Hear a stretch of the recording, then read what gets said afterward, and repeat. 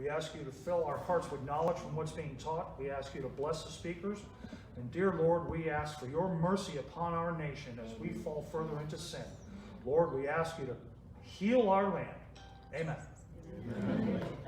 Anyone like to do the pledge? Pledge of Allegiance? Anyone?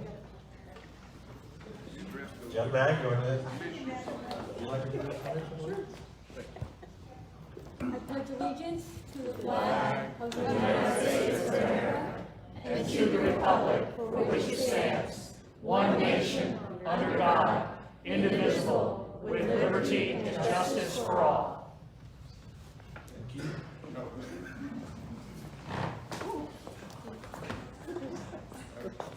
Hi guys. Good evening. Oh, good evening. Thank you all so much for coming out. I know the weather is really bad, you know, yucky with rain and all that kind of stuff, and I know that it's very tempting to stay home and cuddle up, but I know that all of you guys are very concerned. This is a very, very concerning topic. Critical race theory is happening all over the place. And I'm just going to read something real, I'm sure you guys know about this. Florida elementary school under investigation for taking students on a field trip to the gay bar. So, I mean, things like this are happening in a lot of places. And also there's a school in Kentucky where they were doing some lap dances. So anyway, that is why this is something that we have to fight, and we have to know how to fight. We have to know how to find this and eradicate it. So a few things about the speakers. April Few is a communications director for the National Nonprofit Education Policy Organization, U.S. Parents Involved in Education, or USPIE. April often represents USPIE as a featured guest on national and local talk radio and television shows around the country, and she plays the protagonist in USPIE's Truth and Lies in American Education documentary. She has been married for 6 years and has 2 daughters, both of which she homeschools. Sheriff Few is her mom, is the founder and has served as president of South Carolina Parents Involved in Education since June 2000. She expanded the organization nationally to become U.S. Parents Involved in Education in 2014. Sherry led the fight against Common Core in South Carolina that ended with her candidacy for South Carolina's Superintendent of Education, where she narrowly missed the runoff in a nine candidate race. In her race, she was endorsed by Phyllis Schlafly, Concerned Women for America, Family Research Council, and Congresswoman Michelle Bachmann.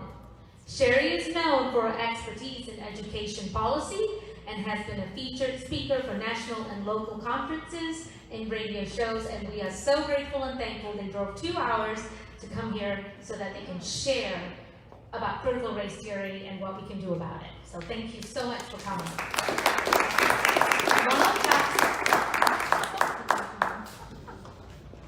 Hello, I'm April Few. How's everyone doing tonight? Good. Wonderful. Thank you all so much for being here. So I'm going to talk about critical race theory, how to find it in your schools and eradicate it. South Carolina Parents Involved in Education, or USPIE, is one of the 17 state chapters affiliated with United States Parents Involved in Education. Our mission is to return education to its proper local roots and restore parental authority over their children's education by helping parents and local communities escape federal and other national influences. We were established in 2014, and our vision is to create a culture where parents, empowered with the authority to choose what and how their children learn, are the undisputed primary educators of their children, and where local schools operate in support of families, not the other way around, and where education is unencumbered by federal mandates. So that's what USPIE and South Carolina PIE is all about. We have a leadership team that represents 4 different states. These are our leadership team members here. We have an impressive advisory board with people like Alex Newman, Michelle Malkin, Dr. Duke Pesta, who was just here a few months ago. If you remember the Common Core fight, Professor Sandra Stotsky and Professor James Milgram both sat on the Common Core Validation Committee, and they refused to sign off on those standards. So we didn't just show up one day and critical race theory was here. It's been built up for a century, and there's been many, many federal education fads over the last century, and I'm gonna touch on a few of those. So how did we get here? The origins of critical race theory are Marxist. This is a quote from Karl Marx, who was the author of the Communist Manifesto. It says, "The education of all children from the moment that they can get along without a mother's care shall be in state institutions at state expense." And so if you go all the way back to the Frankfurt schools over in Germany, they were a social research school, and the socialist professors from the Frankfurt school came over to American universities and infiltrated American universities. This is John Dewey. He is considered to be one of the leading education philosophers in the 20th century. He's quoted saying, "You can't make socialists out of individualists. Children who know how to think for themselves spoil the harmony of the collective society which is coming, where everyone is interdependent." And if you simply Google John Dewey, you will find all of the information on his influence on American education. I'm going to take you through some of the national K-12 education fads over the last century, starting with the 1930s and 40s with the Frankfurt School. It was the Marxist professors, and they came and infiltrated America's universities. In 1965, we see the Elementary and Secondary Education Act, ESEA, and that was authorized under Lyndon B. Johnson in his War on Poverty. 1980, we see Jimmy Carter signed into law the U.S. Department of Education. In the early 90s, outcome-based education was introduced with Bush Sr. In 1992, right after Bill Clinton was elected, Mark Tucker sent a Dear Hillary letter, and it's known as the Dear Hillary letter. You can Google that later. But this letter laid out the framework for the cradle to grave, the child from the time they're born till the time they die, what they will do, and how the government will track them. So 2 years after that letter was sent, and it was actually, that letter was entered into the congressional record because of how much impact it had on these three laws in 2 years. After the letter was sent, we see 3 laws signed into action: School to Work, Goals 2000, and Improving America's Schools Act under Bush Sr. and Clinton. So it's not just the Democrats, either. Republicans have been very guilty of flawed education policy. 2002, early 2000s, ESEA is reauthorized as No Child Left Behind. You're probably very familiar with No Child Left Behind. 2007, social emotional learning. In the early 90s, social emotional learning came about, but it wasn't until 2007 that it expanded into a national initiative under the Collaborative for Academic, Social, and Emotional Learning, or CASEL. 2009, Common Core National Standards. We don't call them the state standards because they were not state-led, no matter what people tell you, and most states actually adopted them before they were done being written. 2012, we see more outcome-based education fads: competency-based education, schools of innovation, personalized learning, project-based learning. It all sounds so good, doesn't it? 2016, ESEA is reauthorized as Every Student Succeeds Act, and that was under Obama. That was actually right after I started working for USPIE, and I didn't know, looking back now, how bad that was. But ESSA locked in Common Core under law. And now 2021, critical race theory, which is being pushed through federal grants under the Biden administration. And may I say that Common Core was pushed under federal grants under the Obama administration. So it comes down to money. This is Dr. Carol Swain. She was here a few months ago. Many of you were probably here. She's going to define what critical race theory is, and she's wonderful. So it's about 7 minutes long. And with critical race theory, it's been around much longer than the last couple of years. You are learning about it because of COVID and because of so many parents that for the first time they were able to actually see what their children were being taught. And initially, my take on it is that a lot of white parents were silent. And they they were afraid, some of them said that they were afraid that their children might be retaliated against, and so that kept people silent for a while. And I have been warning about critical race theory for a number of years, and I have been in the forefront of challenging parents to stand up and defend the rights of their children.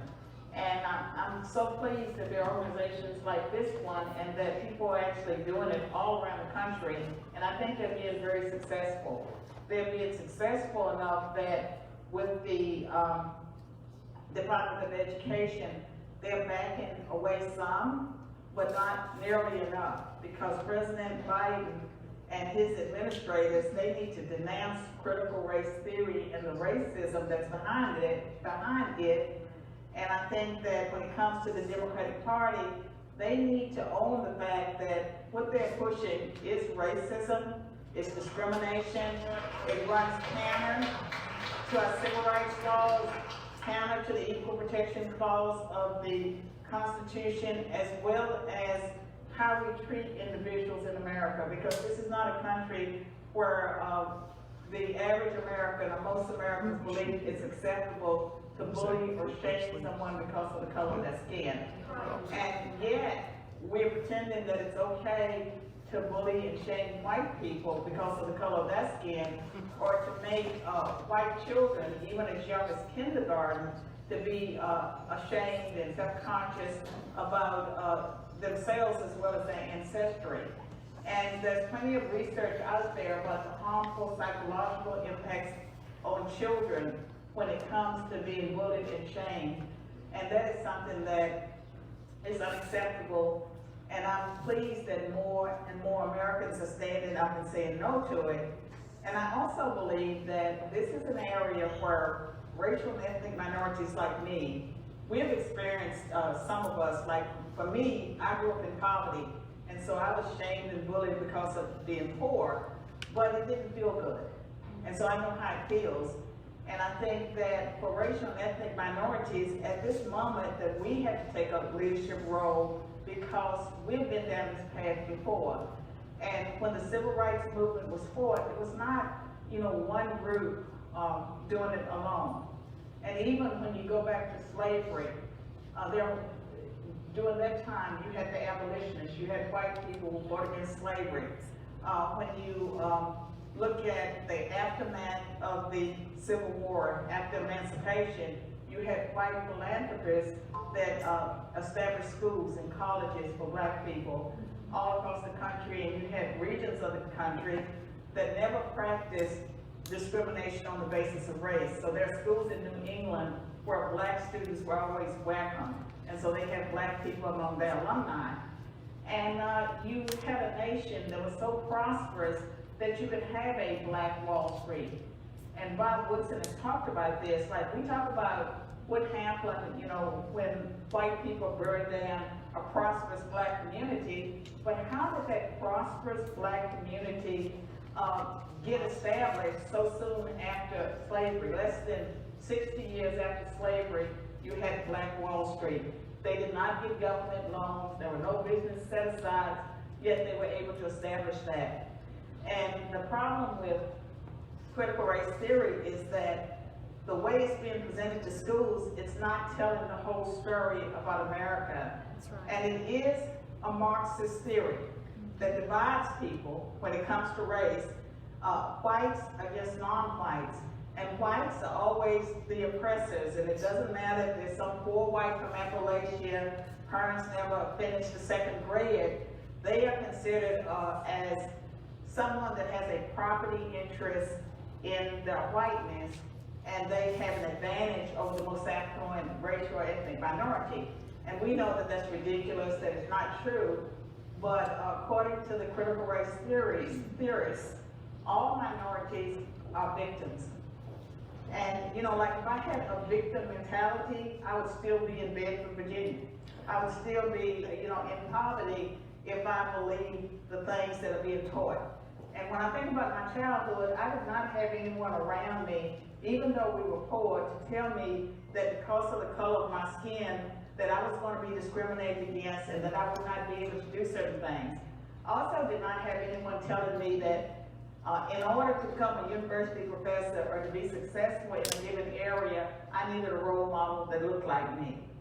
There were not a lot of role models that looked like me. There were very few. I never felt that I needed a role model that looked like me. What I did do well, and for young people who are in this audience, is that when I decided that I was going to go into a particular area, I studied the people who were successful in that area. And when I was in graduate school and professors told me what I needed to do to be successful in political science, I listened. And so they say, you have to give conference papers, you have to have original ideas. Whatever they said I needed to do, that's what I did. And that was a factor in my success, was that I mentored well. I looked at people who were doing the job that I wanted to do, and I sort of followed their example. That still works. Yet with critical race theory, we have people that are telling blacks that to get to places on time, that's whiteness. To plan for the future, that's whiteness. It's just ridiculous. Anything that requires people to plan, to think ahead, to exercise self-control, that is considered whiteness. And that is something that I did not have anyone telling me that. And I believe that for any racial or ethnic minority that believes what the critical race theorists are putting before our children, that it will be crippling for racial and ethnic minorities, but also the theory itself is racist. It's racist because it's really telling white people that they have power over racial and ethnic minorities, over their future, and that minorities have no agency of their own, and that they can only be liberated by white people. And so it is a racist theory, and it's something that we should reject, and we should hold them accountable for advancing a theory that's so destructive. I hope that gives you a little better idea of what critical race theory is. She also wrote a book that Sherry's going to mention, and she brought it with her too, about critical race theory. So we now know what critical race theory is. Now I'm going to tell you how to find it in your schools, because they're going to tell you that they're not teaching it. So many of you have already been told that. Okay, one way that they're getting critical race theory ideology into your classrooms is through recommended reading lists and teaching from books about critical race theory. These are two, just two. Here is one from a high school reading list, How to be an Anti-Racist by the critical race theorist, Ibram X. Kendi. And then on the right, Not My Idea. This book is for little children, and I have a 6-year-old. I actually got to read this book, and it was everything inside of me not to cry. I mean, it's terrible. It's horrible. It would make a white child feel such guilt and shame. And it actually lures in the book with the promise of stolen land merchants. So it talks about, this land is stolen land, this land is, however that new song goes. Okay, Gloria Ladson Billings, she is known for her groundbreaking work in the fields of culturally relevant pedagogy and critical race theory. So back in 1994, she developed culturally relevant pedagogy criteria. And these three here are what the materials must be in order to be culturally relevant. And culturally relevant, as I'll explain in a minute, is one of the buzzwords, one of the ways that they're hiding critical race theory. Actually, she was tasked with developing a toned-down version of critical race theory for K-12 schools, and so she developed culturally relevant pedagogy. Forgive me.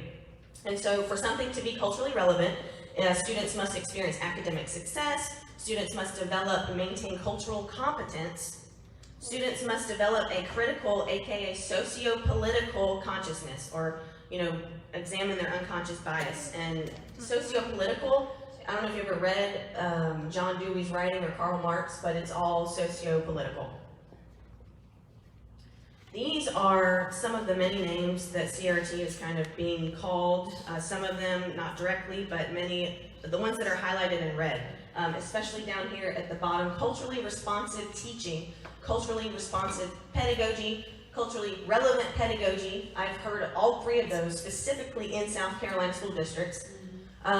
DEI, diversity, equity, and inclusion, which, you know, if you fight back against diversity and equity and inclusion, it sounds like you're opposing all kinds of good stuff.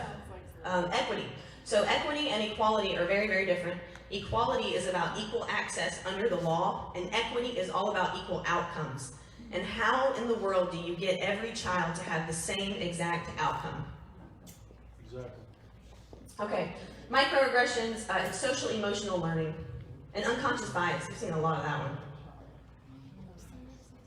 All right, State Superintendent Molly Spearman, she has said 3 things about critical race theory. The first things that she said about critical race theory is that the South Carolina Department of Education has no current or proposed standards that include CRT concepts. She said that they are not applying for or accepting any funds that requires or incentivizes the adoption of CRT concepts. And she said that they will not provide professional development for teachers or teacher training that seeks to promote critical race theory amongst South Carolina educators. So those are the 3 things that she has very confidently said publicly. So, no critical race theory standards. This is the inclusive and culturally responsive teaching in the South Carolina teaching standards. This was taken from the South Carolina Department of Education website. It was in draft form when we got it. But down here it says, the South Carolina Teaching Standards Environment Domain provides a starting point to identify how to deeply integrate inclusive practices across the rubric. The revised rubric provides specifics about how teachers can ensure their practices are inclusive and culturally responsive. And Hammond, if you're, okay, I'm not going to go into that. But, I mean, it's right there. So they're not developing any new standards. There's no current standards, but they are going to deeply integrate inclusive practices across the rubric in all grades, in all subjects. Okay, the second thing she said was they're not going to accept any funds that promote it or incentivize it. Well, I don't know if you're familiar with the ESSER funds. I forget what it stands for, but it was for COVID relief. And there were 3 rounds of them. The first 2 rounds were pretty vague and broad, but the third round, the ESSER 3 funds, they were very specific, and it required for a state to apply in a school district. When they applied, they had to require that they will certify that they will advance social and emotional needs of students. They will advance student groups for which the pandemic exacerbated pre-existing inequities, and they will certify that they will advance equity and inclusivity. So she's being very deceptive. We got a lot of money too. It's a lot of money. $122 billion to state and local school districts for a 3-year period. South Carolina got over $2 billion. And this is just for advancing social and emotional needs of students, pre-existing inequities, and advancing equity and inclusivity. That is a lot of money. Okay, this is a Foia request response that Senator Rex Rice did for us. It's kind of funny because he sits on the Senate Education Committee and he had to Foia this information. They wouldn't give him this information. So this is some teacher trainings. And you know, Molly Spearman said that they weren't going to do any professional development opportunities or teacher trainings on CRT. Well, that was really deceptive as well. This is the Foia request information regarding the South Carolina Department of Education's Micro-Credential Academy, which means teachers can go in there and get micro-credentials because they have to continue their education. So right down here are the 4 equity and culturally responsive instruction micro-credentials. You'll see how many teachers in the parentheses from each school went to each individual training. Greenville's down there, culturally responsive teaching in a global classroom. Greenville, developing a mindful for culturally responsive assessment. Anybody in this room, teacher, go to one of these? Okay. So the same courses, these same courses are now being promoted by the South Carolina Education Association. as a second cohort. So they've already been offered, now they're being offered again. But they're not teaching it. All right, so now we're going to talk about the colleges of education, because the education degrees that teachers are getting are saturated in CRT classes. This is the University of South Carolina's College of Education. This is their Office of Diversity, Equity, and Inclusion. This past summer, they hosted a Critical Race Theory Summer Institute. They didn't even try to hide the name. Down here at the bottom, from their Office of Diversity and Inclusion website, is a certification program that teachers can take, teaching toward inclusive excellence.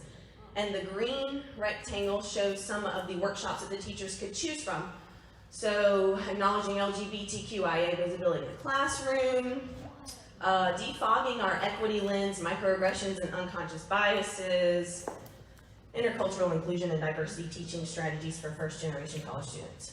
So, it's just saturated. All these workshops that the teachers can choose from are equally awful. And then this is just a quick slide of two of the teachers that are teaching our teachers. At the top here, she teaches an advanced critical race theory course at the College of Education, and down at the bottom is just the regular critical race theory course. But I just think it's really important for you to see that this is what's happening. This is how it's getting in the classroom. So it's the recommended reading list. No, it's not a curriculum. No, it's not a scholarly critical race theorist article that they're handing out to your children, but they're teaching, it's a form of teaching, the social emotional learning, it's a mindset, it's teaching attitudes. Okay, well I'm gonna wrap mine up, and Sherry's gonna come talk more locally about Greenville schools specifically.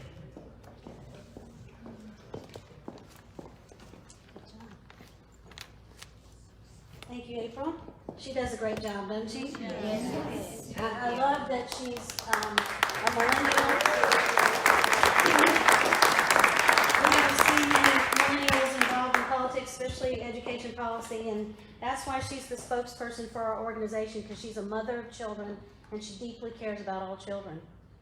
So yeah, now we're going to talk about what I found just on the Greenville County School District website. So it's important for you to have that background so you understand those terms that they're rebranding critical race theory with. And so I'm going to share what I found, and we're going to start right at the top with your superintendent of education. So, and I hate to read this, I know you guys can read, but this is so important. This is a statement that is on his website. He had given the commencement speech for the graduates in 2020, June 2020, and he posted this. He's not ashamed of this. So he talked about what he was talking about. He said, I also spoke of my hope for the future, a hope not built on an idea of luck or destiny, or the result of my unwillingness to see the world as it really is. Instead, this hope is built on my experiences interacting regularly with young people and experiencing firsthand their bond with one another, willingness to work hard, and commitment to resolving long-standing inequities in our society. He goes on to say, I believe it is incumbent upon today's leadership to progress toward resolving the outstanding issues of our day. My generation experienced the civil rights movement and integration of schools, sports teams, restaurants, libraries, and other public places. We had our childhood perceptions shaped by our leaders who in a matter of 25 years defeated fascism and etched the first footprints on the surface of the moon. Now it is our turn to do extraordinary things, and chief among them is that we must confront and dismantle years of racial injustice that continues to fester in the very institutions that exist to ensure security, equity, and liberty for all citizens. It is our responsibility as leaders, as a school system, and as a community to refocus and rededicate ourselves to the difficult work necessary to repair the torn fabric of our society before passing the mantle of leadership to those who follow us. I'm a proud alumnus of the Riley Institute's Diversity Leaders Initiative, and I'll be telling you more about that in a moment. The Riley Institute has agreed to assist Greenville County Schools in the development of a diversity and inclusion team that will serve in an advisory role to the administration. The group will provide insight, feedback, recommendations to Greenville County Schools to ensure this organization serves as a beacon of hope and equity to all children. So that's your superintendent's perspective.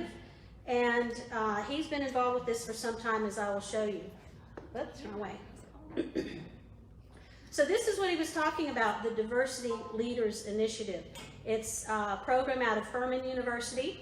And the gentleman who teaches their courses and trains these individuals is someone named Juan Johnson. And I went to his website, and this is what it says. As the nation viewed the painful and heartbreaking murder of George Floyd coming on the heels of Breonna Taylor and countless others, there began a shifting in the zeitgeist. I had to look it up, I'm going to be honest with you, around race in America. A heightened awareness of the reality of systemic racism, not only in law enforcement but across all sectors. Many leaders are more ready to listen and willing to take action, but are not sure how to move forward. It starts with a conversation. So he's the gentleman who's training these people. The course that Royster brags he is a graduate of, the Diversity Leaders Initiative. So this is on their website as well, and it brags on all of the folks in the Greenville County School District who have graduated from this course at Furman. So it talked about a former Dr. Crystal Ball O'Connor. You guys probably have heard of her. But there's all of these names are people that are either on the school board or work in the school district, and a few teachers that have all graduated from this course. And what's more frightening is at the bottom, you see it says more than 1,900 Riley Fellows statewide. And that was 2018. Imagine how many there are now. So these are the folks that are indoctrinating the educators and the leadership. So now I've got a couple of slides where I'm going to show you other things I found on the website. I tell you, all you have to do is like put in the word search, a word like equity or diversity, and then all of these things pop up. So I spent hours reading lots of documents, and there's lots more, and you guys can find all you want. But the problem is, once we get the news out, they're going to start pulling that stuff down. So it's a good idea to print things off if you find them. So this is one of the schools. I'm not sure. Not sure where Bray High School is. Anybody familiar with Bray? Okay, all right. So in 2019, they won an award for celebrating their differences and creating an environment that is both inclusive and supportive. Diversity is their strength, and it's at the core of its community. And then this talks about the award. I think the Riley Institute's involved with this. I'm not sure. I'll show another slide in a minute. So it says they're selected for the Excellence in Diversity Award because they encourage value for personal expression experience, foster awareness and self-expression, promote learning and inclusive teaching, unite communities by involvement and service, demonstrate equity in programs, blah, blah, blah. So that's how they were able to win this award. And so this is a picture that they showed of an example of what the school did. So these are flags that represent every ethnic or national student in their school. So I just thought it was so interesting, so the American flag gets one spot, and all these other flags get as much equal presentation. And it reminded me of our nation's motto, E pluribus unum, out of many one. So we're teaching children this idea of diversity and separating people in all these people groups. And of course, you guys are familiar with identity politics. This is really all this is, but it's extremely divisive. Rather than having children value the fact that they're American. They are American children, and that's what they should be. That's how they should be treated.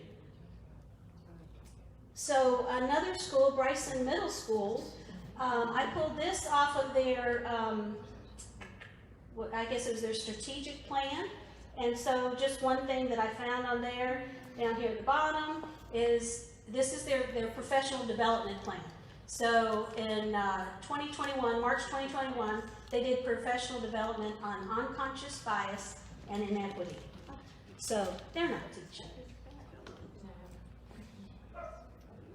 Okay, so now we're going to talk a little bit about social emotional learning.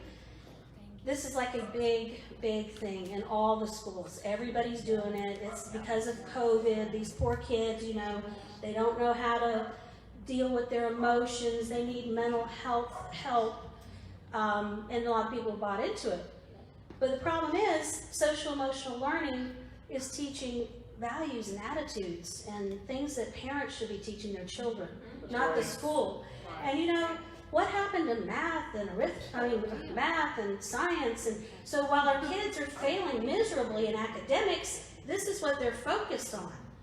So social emotional learning, this is from the school district website. Your program is called Let's Talk, and it's based on these 5 CASEL competencies, which I'll talk about CASEL in a minute. I think April mentioned it earlier too. So I can barely read over there, so I'm gonna read from here. So this first section is on self-awareness. So self-awareness, you know, that sounds cool, right?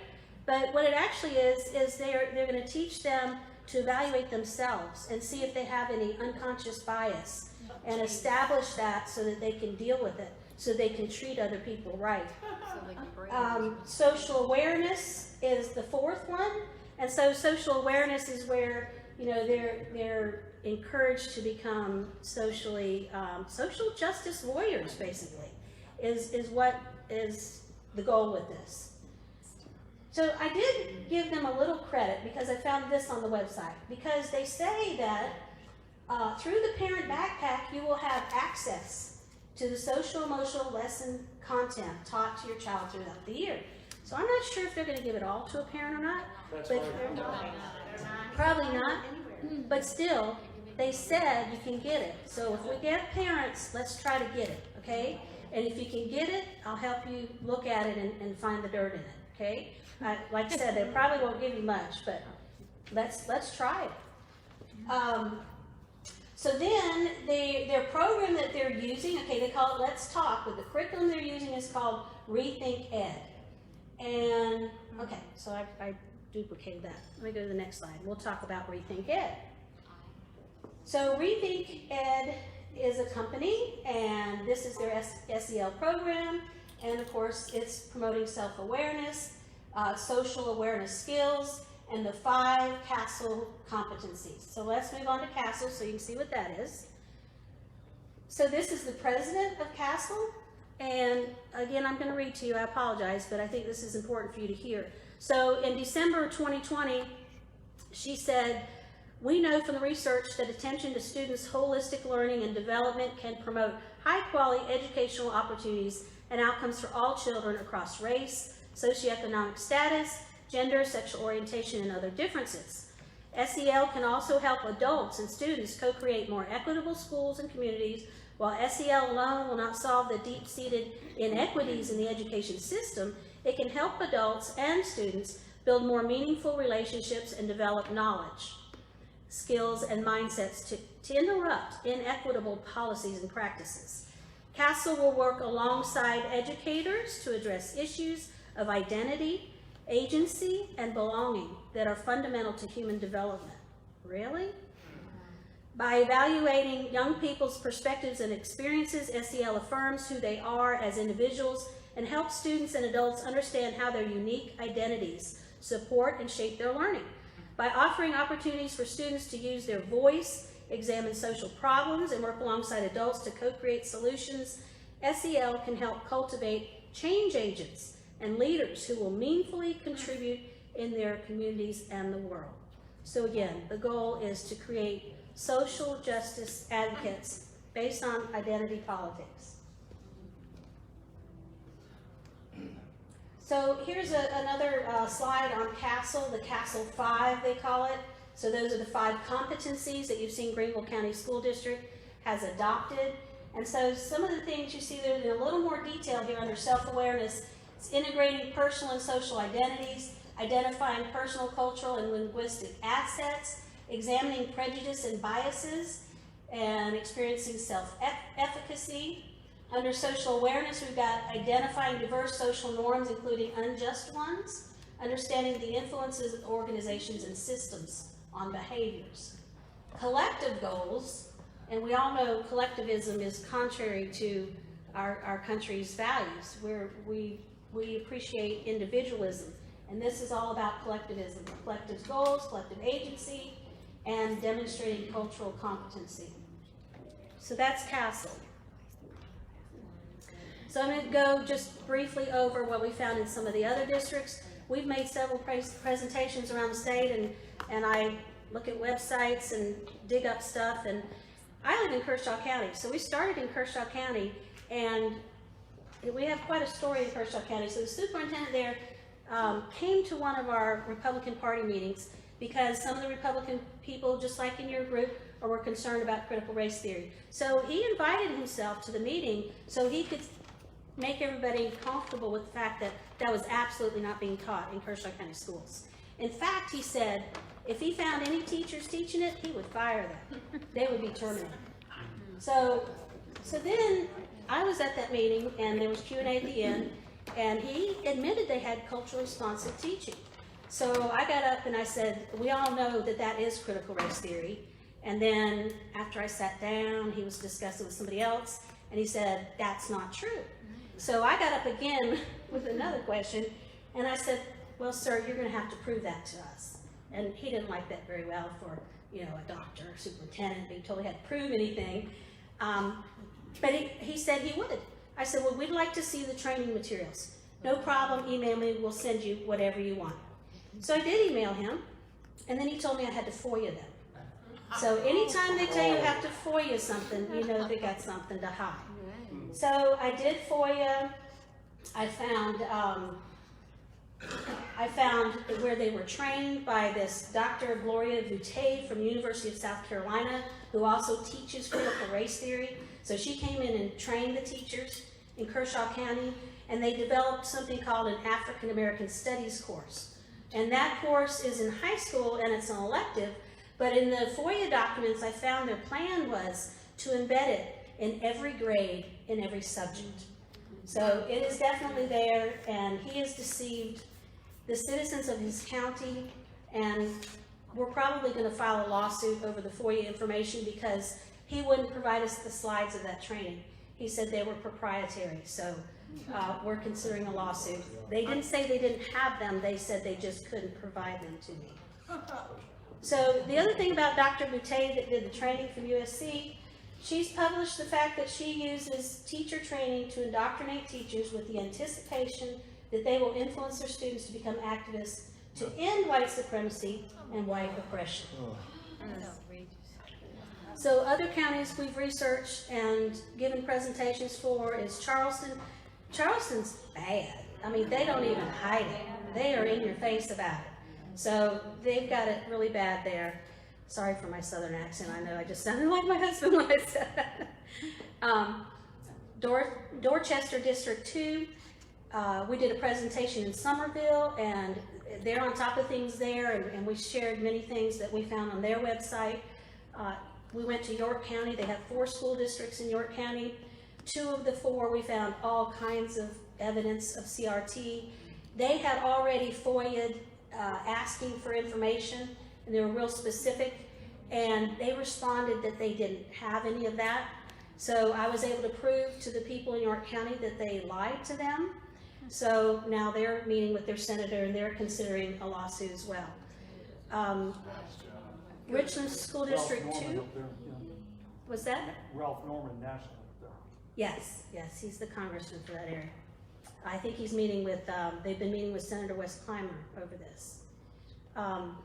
So Richland District 2, we're meeting with a group there on Sunday, and they're very steeped in it as well. And Aiken, we're going to Aiken in December, and yeah, it's the same. It's all over the state.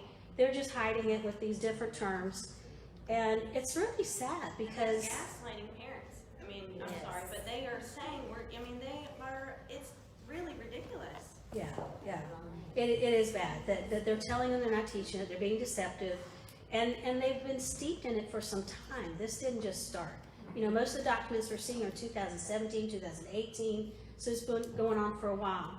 So you guys have probably heard about the unions and trade associations that are fighting back against parental and community complaints. There was the National School Boards Association that wrote a letter to the Biden administration saying that they should classify parents who protest against CRT and mask mandates as domestic terrorists. And so since then, the good news is, I don't know if you follow Corey DeAngelis, but he's awesome. He's created this map. These are the states state school board associations that have distanced themselves, and then the 5 in purple have decided to totally withdraw from the National School Board Association. That's a win. That's a really big deal. Really big deal. But you notice which state is glaringly missing on that map. Yes. So there was a letter you may have seen on social media where over 30 legislators wrote to the state South Carolina School Board Association and asked them to distance themselves or withdraw. And I heard the response was they're going to take that under advisement. Sherry, what's the difference in the green and the purple? The purple, they've decided to withdraw altogether. The others have just distanced themselves.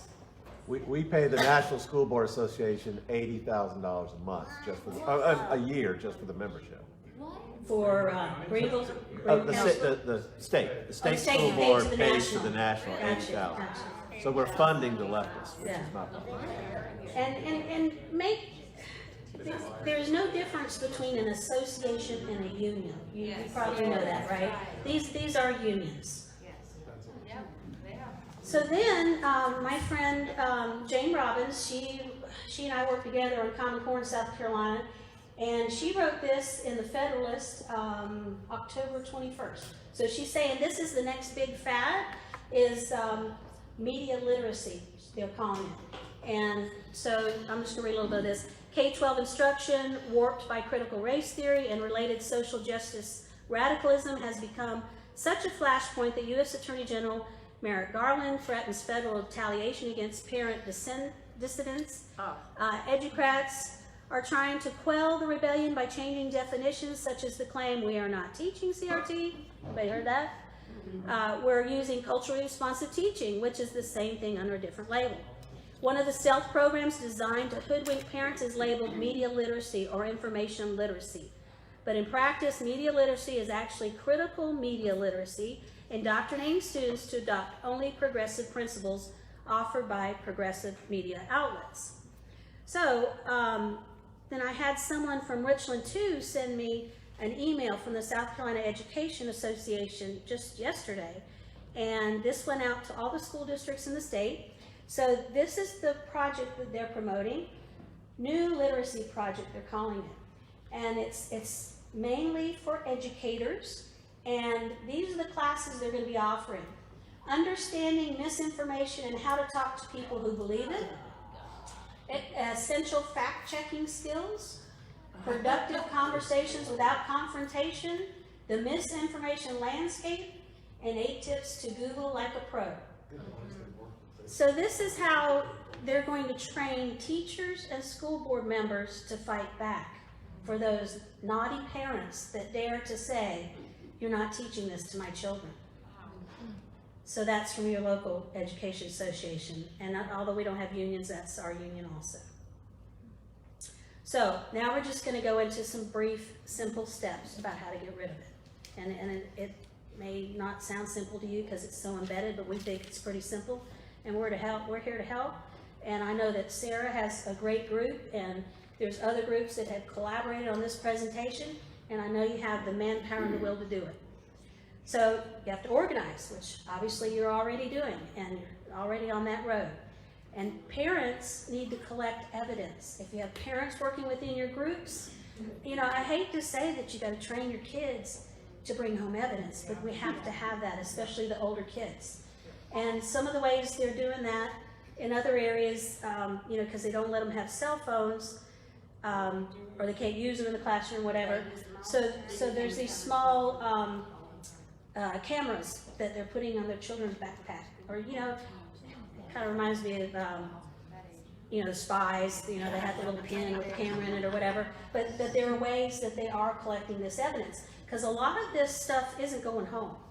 It's not going home. They don't want the parents to see it. So you need to collect your evidence.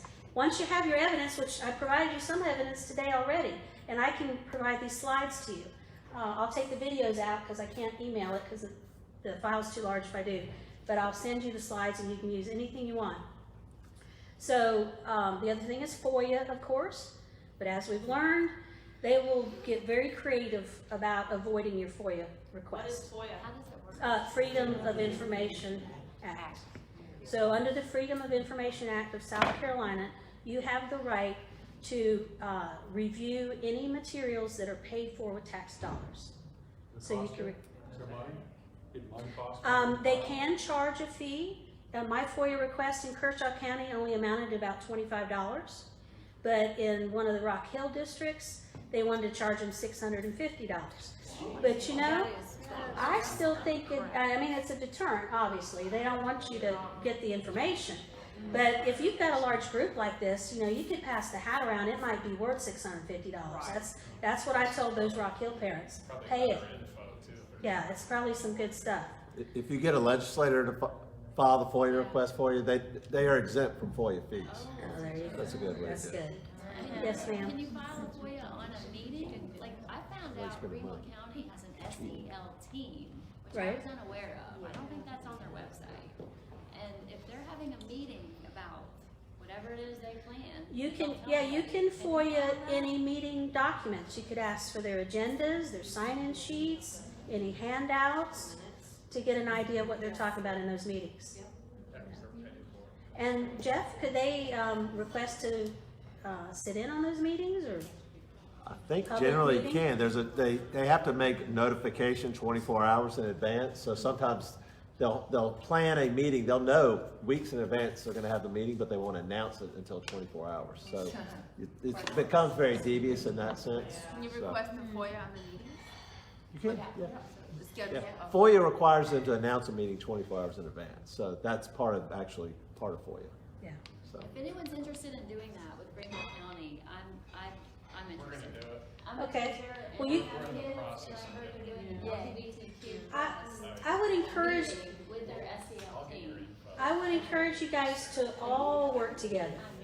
All work together. So, you know, maybe Sarah can invite you to the next meeting that she has on this, because they have a committee focused on this. So all of you come together and all of you work together on this, okay? You're stronger in numbers. Okay, so then once you have your evidence, then you present it to the school board.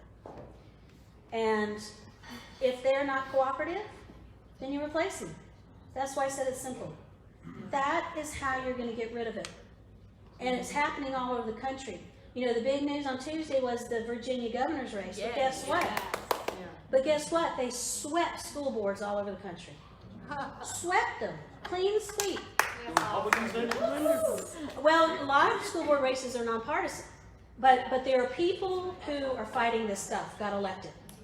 Because they're tired of their voices not being heard, they're tired of being shut out of meetings, they're tired of being told that they're domestic terrorists, when they're only trying to protect their children and this country. I mean, fundamentally, it comes down to our country. That's right. The intentional agenda is to destroy this country.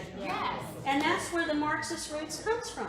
Divide everybody up into all these little groups, pit them against one another, and so you implode the current system and create a new one. That's their goal. That's the end goal. So it's not even just about protecting kids, which if that weren't enough, but that's why we're so passionate about it. That's why I'm passionate about it. It's about saving our country. Because children are being indoctrinated, the masses of children. And that's why you shouldn't be surprised when you see, you know, the millennial generation thinking socialism and Marxism is really cool. And believe me, that's what they think. So you need to be prepared to run a slate of school board candidates. And that's the way it's been most effective. We went to South Dakota and did a presentation, and they were really impressive. They had a whole slate. There were like 5 seats open, and they all ran together on this platform. They all draped themselves in American flags because, you know, they weren't in the schools. They didn't like the American flag. So that's how the people could identify with the candidates they wanted, because they saw the flags. So running together on a slate. And the other thing I want to say to encourage you, and this was before Tuesday, I have a friend who does polling in political races all over the country. And he's always sending me stuff. And so a few months ago, he said, this is polling higher than anything ever he's seen. And he's been doing this for like 30 or 40 years. The top 4 issues in all polling are education-related issues. It's CRT, it's boys and women's sports, or boys and girls sports, it's sexualization of children, and vaccine and mask mandates. Those are the 4 issues that are pulling the highest. And you know, it was really high during the Common Core fight. Common Core was really high. Everybody from the president down to school board said they were going to get rid of Common Core. And my friend has told me that this is like 20 times hotter. Wow. So I tell you that to encourage you that you can win. That's right. That's right. And you will win. And you get the right candidates, you work together, you run a slate, and you can beat these people. So these are the people that are up for, and I know Sarah's already presented some of this to her group, but the ones in yellow are up for re-election. I didn't research when your election is for school board. Next year. Well, So it's in next year, November. next November. So In we're Kershaw close. County, we elect in the primary, which really stinks. And it's nonpartisan. Is yours nonpartisan too? Yes. I think everybody should be partisan. I think that's another legislative idea is making school boards run partisan races. So, yeah, you've got a lot of time to prepare, but it takes time to be effective. So you should begin right away. So this last column here, the DLI, remember that was the Diversity Leadership Institute that Royster graduated from and bragged on? Well, those three have also graduated from there. So, yeah, I wouldn't even waste much time presenting evidence. I'd go ahead and start organizing too. To replace your school board and then fire the superintendent.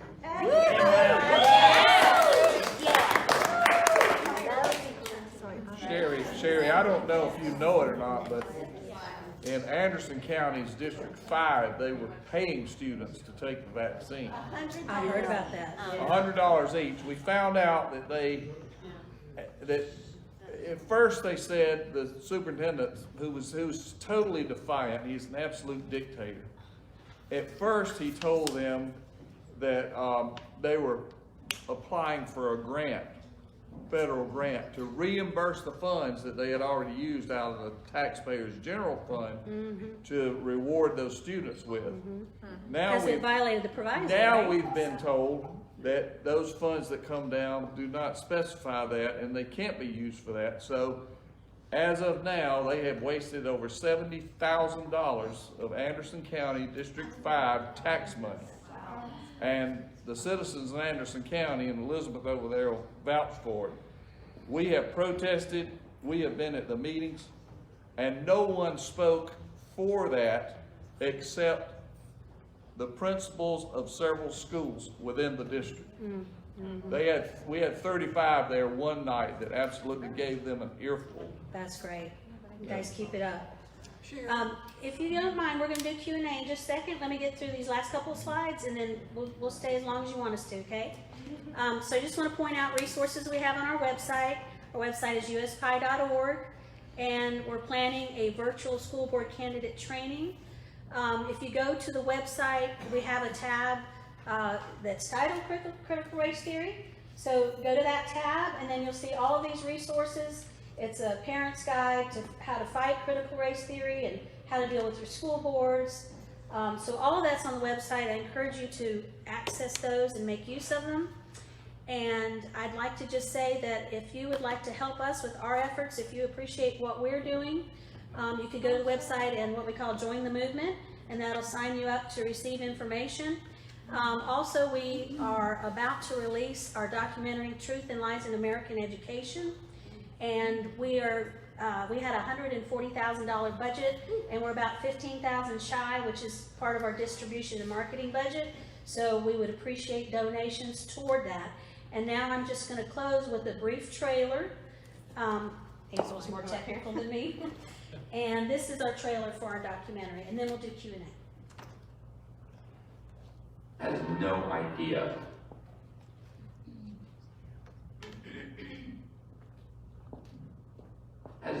idea that the UN has any influence in the classroom. Hey, how are you? Good to meet you. Good to meet you too. I got my book too, if you would sign it. Oh, I'd be very happy to. I honestly didn't believe half of what I read in that book until I went and fact checked it myself. So much of the education policy that is now completely infected our public school system is coming from Washington, D.C., and beyond that, from the UN Educational, Scientific, and Cultural Organization. What's your goal? What do you want from your child? Because the school's goal is different. than what your goal is. The institution of school forms a wedge between the child and the parent. You might ask, how? Child comes home, says, Daddy, I don't understand this. Can you help me? The dad says, I've never seen this before. I can't help you. Can't even help a fourth grader with his fourth grade math homework. Common Core math. Stupid, dumb daddy. The legislature might have repealed Common Core as a term, but they renamed it. So right now, people think we don't have Common Core. We do. It's under a new name. You're talking about the minds, the souls of your children. Don't play around with that. I really just want to get parents involved and informed because I didn't know this stuff. That child is my child. God gave me that child. And for the government to think that it is their responsibility to take care of that child is just unimaginable. And you can go to the website as well and check out more information about the documentary. Thanks. We're hoping to release, our plan to release is the first of the year. We interviewed Dr. Carol Swain, who was here a couple months ago. There's some great interviews in that documentary. And I meant to mention her book. It's Black Eye for America, Dr. Carol Swain. It's a short read. About half the book is references and resources. So it is really a short but very thorough explanation. I encourage everybody to read this book. It's really the best thing that you could have. All right, now we'll take questions. Yes, sir. Just a comment. I'm going to USC Upstate now as a student, and they are offering a pool for those to take the vax. If you go there, you sign up, and they're going to give you, I think it was $200. I don't know how many students are getting this. I don't think it's only one, but they're bribing the college kids to get the vax. We are also required to wear masks inside any building, but we don't have to wear the mask in between buildings, and we don't need to wear it while we're sitting down at a table because COVID is smart enough that it only attacks you while you're watching. That's good.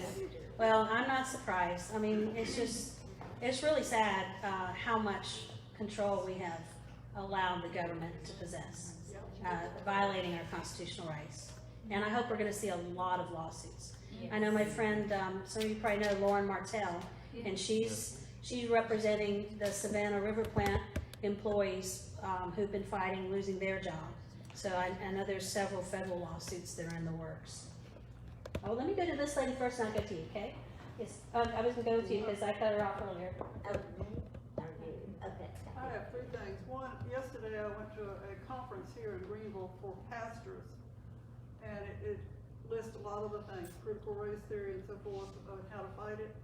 My phone died, or I'd give you the information, so I want to have you so I can later. Yeah. Second thing is I'm tutoring several students, third grade students, who missed out because of COVID, and I've been able to get their school records, but we had to fight, their test records and all. And they are doing the Common Core. The math is definitely Common Core. Right. And even though the schools seem to be pleasant, whatever, they resist any outside interference. Mm-hmm. And I'm a media specialist and educated for 35 years, so I pretty well know what I'm talking about. Yeah. And I've done everything from teaching emotionally handicapped and gifted to kindergarten through college. So I have a wide spectrum there. The third thing is, it's real hard to work in to figure out where you really can help the child without doing this other, because a good teacher looks at the individual child, tries to find out what they need, and works with the individual child, and works with every individual child, no matter whatever it is, whether they're minority, bald, whatever. So some of the things that they're teaching sound so good as to what you think they're doing, but they're not really getting to what we want to educate as parents. I think that's why we're seeing so many homeschool. Oh yeah, homeschooling is just skyrocketing. So I'm going to take this gentleman and then I'm going to go back to Bobby Joe. Sir? you have a question? Yeah, can we get a copy of all these slides? Yes. Yeah. And, I'll send them to Sarah, and if you guys will work with Sarah, she can get them to you. Yeah, that's Sarah's husband. Oh, you're Sarah's husband. I suppose she likes sharing them with you?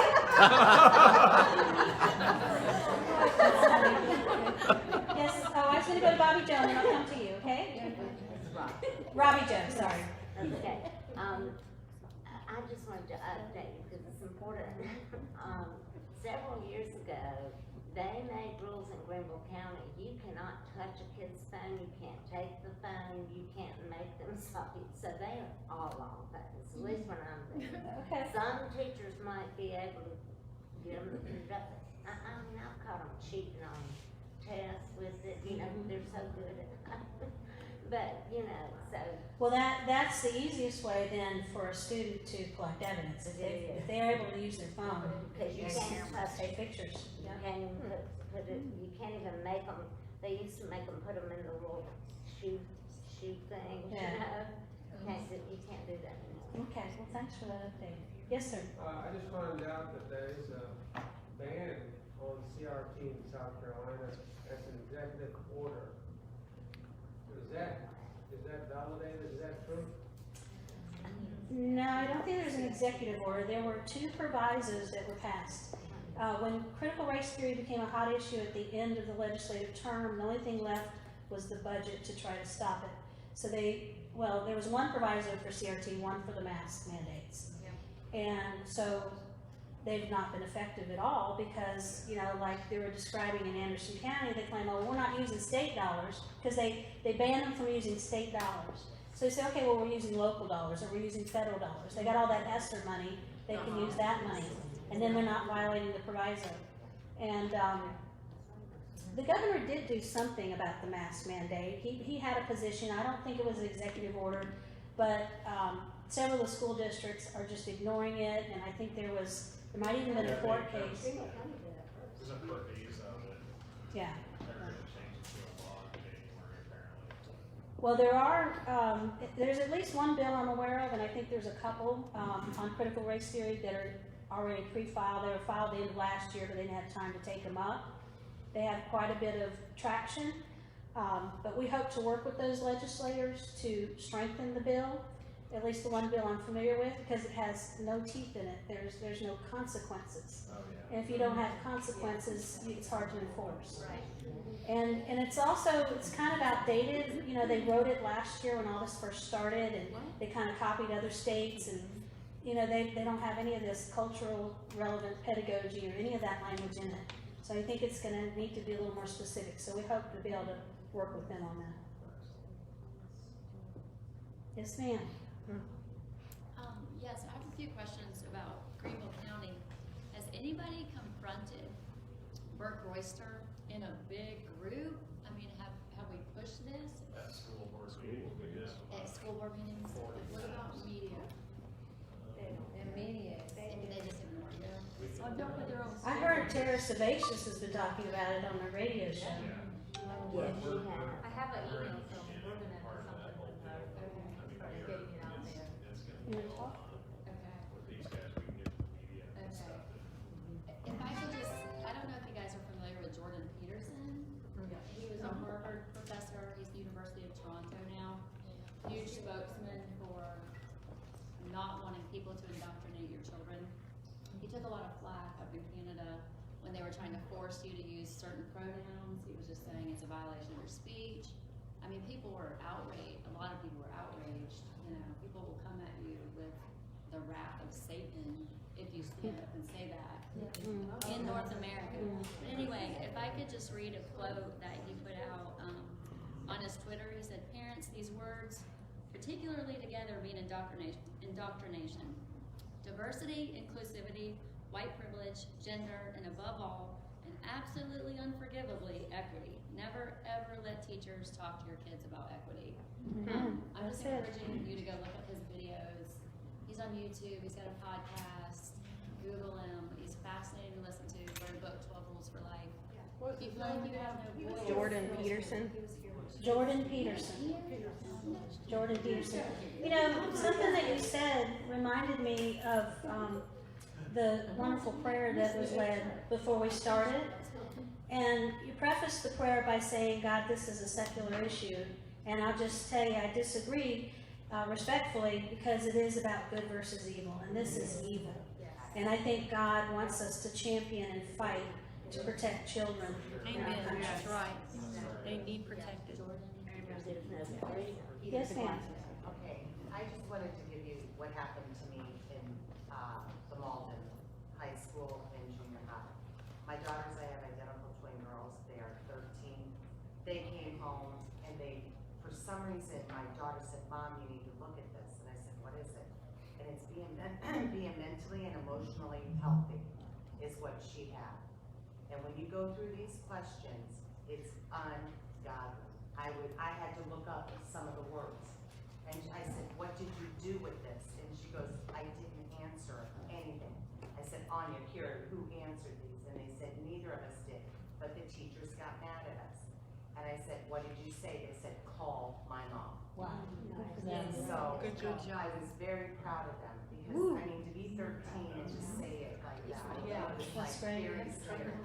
But now I notice that I called the school board, the guy, I can't remember his name, and he goes, yes, Mrs. Byrd, because this is like the 5th time I've called him. And I told him, I said, this has got to stop. I opt out. If you do not stop this, I will seek legal counsel. I said, because what you're doing is you're sending this through your backpack without showing it to the parent backpack. I didn't get an email on this. I said, so I need to know what is going on. And he goes, well, we didn't do that. And I said, it's right here in my phone. I have proof. So he called the school. I got both of them on the line, and I said, under no circumstances are they to be ever to answer these questions. And so I said, you don't even know what kind of therapy some of these kids might be in. Right. You're messing with a parent's job. And I said, if my kids need mental health or have need issues or things like that, that's my job. Yes. That is not your job. That's right. Exactly. So they let me opt out. My daughters are pulled out of the class. And it's embarrassing, but they say, it's okay, Mom, we'll do what you want us to do. And they're put into the library. But I was very shocked that I was the only one out of all these parents. You've raised wonderful girls, obviously, and they knew what to do, and not every child, unfortunately. Like you said. Yeah, that's what parents need to do. So I applaud you and your girls. I just wanted to let you know, because I didn't even know what was going on either. I had no idea, and then I saw, and it was a customer, I waited on who sent me your guys' information. She says, go, you need to go, you're a mother, you need this help. And because all the other mothers were telling me I'm a lunatic. They're like, you're not, you're the smartest mom. And I was like, I'm like, oh my God, there's people that believe me. Doesn't that feel good to be around like-minded people? Okay. All right, we got another question here. Yes, ma'am, or comment? I have a statement that I want you all to be really aware of. How invasive this whole thing is.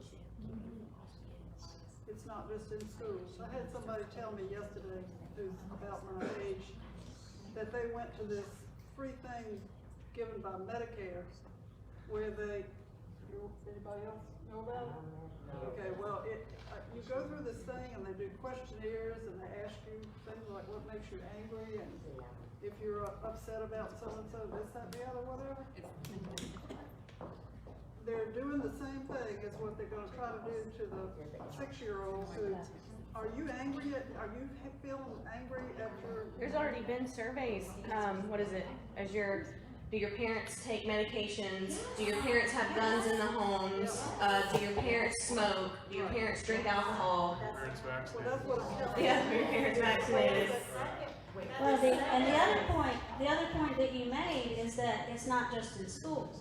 And, you know, I don't know if I was asleep at the wheel or what, but when all this hit last year, and then I started studying it, it's been in the universities for probably a decade or more. It's in government institutions under, under Obama, I guess it was, all the government agencies were having to go through this training and unconscious bias and all this nonsense.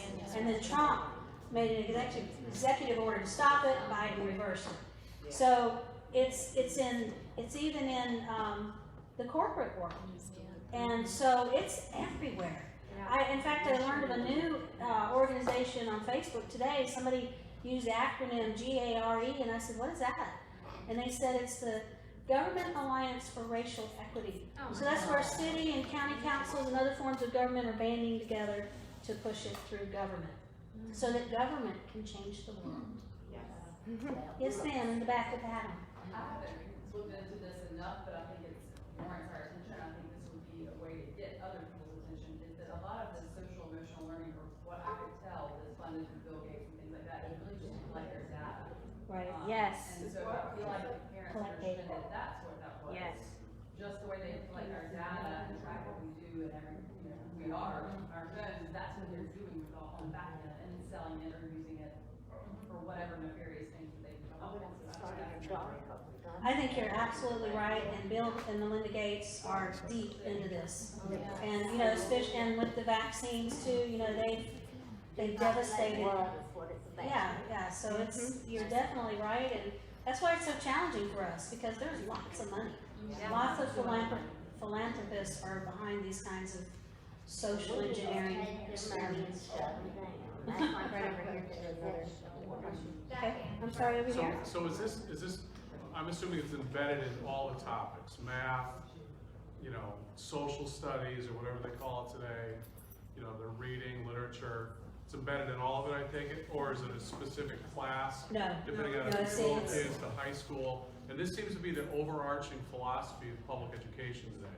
Yes. It's not for the betterment of the child or to educate them to be independent adults, citizens. That's what they say, but This is a total framework. Right. That's right. Right, so there's not a class. That's right. And that's why it's difficult to find it and opt your child out of it, because it's everywhere. You can't opt your child out of every course of instruction where it's embedded. In some districts, it is a class. They are teaching like SEL as a class. Yes. As a class. Okay. Wow. Well, I'd like to learn more about that, because the SLC programs I've seen, they're trying to just embed them. I've seen some of the lesson plans where the teachers, they're coming up with their little things they're going to do each day in that class. So I have my business cards on the table back there. If you want to follow it with me, I'd love to learn more about that. They presented it at the Career Center today. Okay. So we have a teacher up here in the front row. Did I hand No, that? that's Okay. okay. She spoke with us earlier. You've got a few of us here. Okay, good. A concern that I have that's not necessarily SEL, which we have seen a lot of, is at the high school level, any of you parents who might have a child ready to take an AP course, you might want to look at the curriculum, because the AP language and composition is dead on liberal without a conservative counterpart. And I know that there was a committee, evidently he couldn't see the names of who the people were that were on the committee that considered the curriculum. And it's a huge concern with advanced and gifted students. And this is where they're going, and this is what they're going to be exposed to. That doesn't surprise me. My experience from the Common Core fight, back then we recognized, Bill Coleman was one of the chief architects of the Common Core standards, and then he went on to, what is it, the organization does the AP classes, I'm sorry, SAT. College Board. David Coleman, thank you. He went on to run the College Board, and that's when he started influencing the AP classes. And there was a horrific AP US history course that we tried to combat back during the Common Core days. AP used to be a literature course, a math course, a science course. Now there's so many of them. And what I've seen infiltrated in just through my grandchildren is astonishing. Thanks for that tip. Any back here? Yesterday, my daughter told me she's virgin. She told me she watched a video on now telling the kids to get vaccinated. Well, great. I'm not surprised. She was in 8th grade. What did she say? And she came to me and said, Mommy, video in her child's school, actually she's virtual, and it was encouraging kids to get vaccinated. Was that countywide? Was it just school, or do you have any idea? I don't Yes, sir. know, my daughter goes to Riverside, and she said they had to sit there and watch video, and they were timers yet, they were trying to get the kids to get vaccinated, so. Okay, we have a question from this gentleman, then I'll come to you. So it sounds like Furman's at the headwater and Grenville County is influence. What can be done to expose and combat Furman University's influence in Grenville County? Any ideas? Well, you know, the problem with the college level, you know, because I thought, okay, it's the College of Education are training these teachers, indoctrinating them before they even get to the classroom. So I thought, well, why didn't the state just, you know, cut their funding if they teach this anymore? But then I got to thinking, and somebody explained to me that the reason it's different in college versus K-12 is because K-12 is compulsory. It's a requirement. You have to send your kids to school, where college is an option. So it makes it more challenging. However, again, I think the fight is with the local school board. So if you replace your school board, fire your superintendent, put people on there that say, we don't want this influence in our schools anymore. Just cut them off, because I'm sure they're paying. Your tax dollars are paying for this. Okay, this lady right here, and then I'll come to you. Yeah, it's about vaccinations, that in Louisiana, there was a high school that it turned out they started vaccinating kids without parental consent. Yeah, I read about that too. It is very serious. I mean, you know, I've even seen comments where people have said, I forget where this comment came from, but someone said that, you know, parents don't have, I think it was the Wall Street Journal came out and said that parents don't have the right to choose their child's curriculum. I mean, they're so blatantly just coming right out and saying, you have no rights. It's up to the government. Well, McCoffey said that too. Yeah. Maybe that's what it was. Sorry. I hear so much, I could have got my source wrong. All right, this gentleman, I'll come to you. Yes, sir. You said fire the superintendent? Yes, sir. What do you replace him with? Another superintendent? Well, if you have a good school board, they'll develop a litmus test. School board, you gotta get the school board to take charge of the superintendent. Oh, I agree. Too many superintendents run the school board. That's right. I agree. You're absolutely right. And another solution we have, once you get your new school board members elected, there's an alternative training. Okay, because right now the only training available, and it's mandatory for newly elected school boards, is run by the unions. So I have a friend in Ohio that's been doing this in her state for several years, and she's expanded nationally. So now we have an alternative training for new school board members that will train them how to do what you just said, which is to take control of their schools. I was on a school board, so I know what you're talking about. But I would like to see what you're doing. Okay. Is there a website on that one? The alternative? Email me, and I'll give it to you. I can't think of it off the top of my head. All right, there was another lady I said I was going to come back to, right here. I'm sorry. Oh, it was this one. I'm sorry. I don't have children, and nobody that's my friend has any children. It worked out that way. But how long ago was it that they told parents, your child wants an abortion, you have no say in this, and they can just tell the school and they can kind of arrange it. Wasn't that years back that they started with that type of thing, which I think proved that they could get away with that, you know? I'm not real familiar with the history of that, but I know that they've been trying to push school-based clinics for a very long time. I used to work in the abstinence education field and wrote a few curricula for it, and we've always been opposed to that because we knew that that's how they would get girls on birth control, or, you know, for abortions. And I think there's probably an age limit legally that they can do that, but you know, the kids that are in that age group are probably, I have a friend whose daughter was taken to the health department and put on birth control when she was 15 by the school nurse. And she ended up pregnant because, you know, you've got to take the pill consistently and correctly, and you know, teenagers don't do that. So this lady had a question. Oh, well, it's a statement that I experienced through my human resource department. I work for the county of Greenville, and I won't name that human resource person because this is public, but in a conversation I had with her, she said there are parents who don't know, that are too ignorant to know what's good for their children. That's so And it was sad. a discussion about the vaccine. That's just And I'm so like, wrong. that's just wrong. That's very That is wrong. very wrong.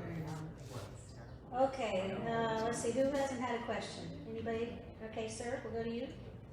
Are there any lawsuits against school boards that we know of based on the fact that CRT has done damage to children? There are a few lawsuits. I don't know if that's the specific cause for the suit. But again, if you go to our website, we have a link to some lawsuits that we're following. So, you know, it's important to try to see what's happening around the country and see what precedent's being set. That's a good question.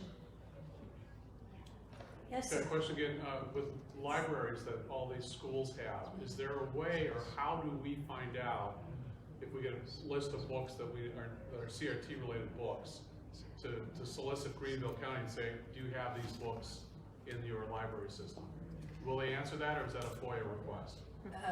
I'm sure it'll be for you. But we do have a list that we can provide you. Moms for Liberty is another group that's very active in this area. And we were working with them in York County, and they sent us a list of questionable books. So I'd be glad to share that with you. If you pick up my business card, I'll send it to you. I spoke to one of Liddy's honor school board in Greenville, and I asked about that, about how to find out about what books. And she told me to call any school and ask to speak to the media specialist, and they will tell you whether or not they have these books. Well, maybe you could try that first before going through the FOIA. And so was the school board member told you that? Yes. Okay, so the two of you should connect maybe, and because if they refuse, then you can go back to your school board member and say they refuse. Yes, ma'am. One last statement. Isn't it Merrick Garland's daughter's husband who is responsible for all this curriculum that's pushing all this, and they're using that and buying all the books? Yeah, he runs, I think it's a nonprofit organization that's pushing a lot of these programs.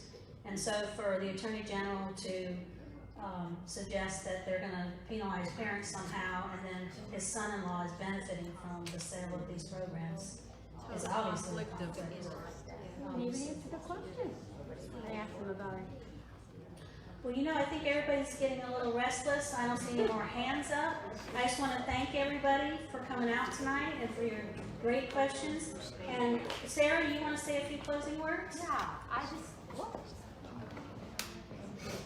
Thank you. Didn't these ladies do such an amazing job? So much of information, and I feel, and I know you guys do feel this way too. Like we are just ready to confront our school board members, Greenville County Schools, get the information that we need, and fight this thing. Because our kids' lives, I mean, I cannot even tell you the number of text messages I've been getting from parents all over saying, oh my gosh, look at this book. Oh my goodness, look at this book. This is horrible. This is terrible what they're reading and what they're having to. And there were 4 books. Okay, so last week I was at the, this is making me so mad. Last week I was at the school board meeting, and there was a concerned parent that brought up 4 different books, and they are, if I can find it, anyway, they are AP school books, sorry, okay, here it is. The books are Nickel and Dime, The New Jim Crow, Talking with Strangers, and Dark Money. And all of this, well, just from the title itself, should tell you that it is really bad. They are racist, and it's, you know, like Dark Money is all against capitalism, so it's teaching them that socialism is great, And then, you know, there's sexualization and some of that's talking to strangers. But here's the thing. There were some that were not wanting it, not wanting to approve it and to get rid of it. But there were others that wanted to have it, and they did a voice call, which is like, I couldn't even tell who said yay and who said nay. And I know that was done on purpose. So all those books got approved. And you don't have a record of who did it. You can't tell. Right. You cannot tell who said yay and who said nay. And normally they do a roll call. But they did a voice call with this one. So these are just 4 books in just like this one class. But there's a lot of other books going on that kids are having to read. Parents are telling them not to go. Teachers are telling them not to tell your parents we're just going to do this in class. So we need, as parents, we need to try to educate other parents, and that's why I'm always sending out information on school board meetings. It is very, very crucial to attend these meetings. They have 2 on every 2nd Tuesday of the month and every 4th Tuesday of the month. Now the 2nd Tuesday of the month is it's called a committee of the whole meeting, and they never used to open it to public until recently, but we only get like it starts at 9, from 9 to 9:15. You get 3 minutes to speak each, so there really only about 3 or 4 people can really speak at that, but still, I'm always encouraging people, come and speak, because they need to hear us. Even if we repeat things, they need to know that this is a very concerning thing for us. And then the other one is 4 Thursdays of the month. That's at 7 o'clock in the evening, and that they have given the public 1 hour, and it's still 3 minutes each. The Greenville County, right? School board, right? Greenville County. So I strongly urge you guys, please come to these meetings, speak out, and stand up for your kids. Because the more we come, the more we show up, and the more we stand up against this crap, they are going to listen. Because they know there's an appetite against this, and people are mad, and people don't want this stuff, and so they're gonna back off. And that's what we want to do. So please, if you guys don't have your name on this list, there's actually 2, I think. Make sure your name goes on that list, and I will contact each one of you guys. We'll have a meeting, we'll organize, and we'll get this thing going. And as far as like the donations for the documents, that we have a donation basket. As soon as when we walked in, there's that table, and there's a donation basket. So if you guys don't mind doing that, that would be awesome to help them promote that movie. Hey Sarah, before everybody leaves, I've been texting with one of the state reps during this. I told him I was here, and he said he was thinking about introducing a bill to force school board elections be during general election time, and he asked me to get a take of the audience of what they thought of that. Yes. Yeah. In Kershaw County, we do it in the primaries, and nobody votes in the primaries. And they need to be partisan, too. Yeah. Tell them they need to be partisan. So could I tell him that's a unanimous yes? Okay. Yes. And partisan. Okay. And partisan. Yes. It's actually mine, Jay West, Belton Handicap. Because, in Iowa, it was like it is here. I was in a school board election yesterday, and we had school board elections here, or no, next year. But I was in a school board election yesterday, and there was nobody coming. There were very few people voting. And it used to be that way in Iowa as well, because when you had a school board election, the only thing that was on the list was school board members, period. So who showed up to vote? The teachers. The public didn't go. And as a result, the teachers controlled the school board. And now they changed the law in Iowa and have it when they have the city and county elections. Awesome. So you're getting more of the general public to vote. So that's a big issue. That's great. I got a question, Sarah. Yeah. How are those seats segregated for school board? Is it based off location or? Yes. Okay. They all have areas. You have to go in order to find out your area. If there's the board members' term expiring, just go to South Carolina votes.gov. And then, scvotes.gov. And then, I think it says check my precinct or something. Yeah. Just click on that, you gotta fill in, put your name and your date of birth and your last 4 digits of your social security number, which they just added. So anyway, and that should tell you what district you are, the area. Yes? Sir, I noticed that I have not been able to find a map of Greenville County by the trustee, what area they represent. Yeah. So that we could organize, if there's 6 or 7 specific areas to target, to knock them out. It's very difficult to find it. I don't know where it is. I have to talk to Jeff Davis about that. You can also request a map from the state.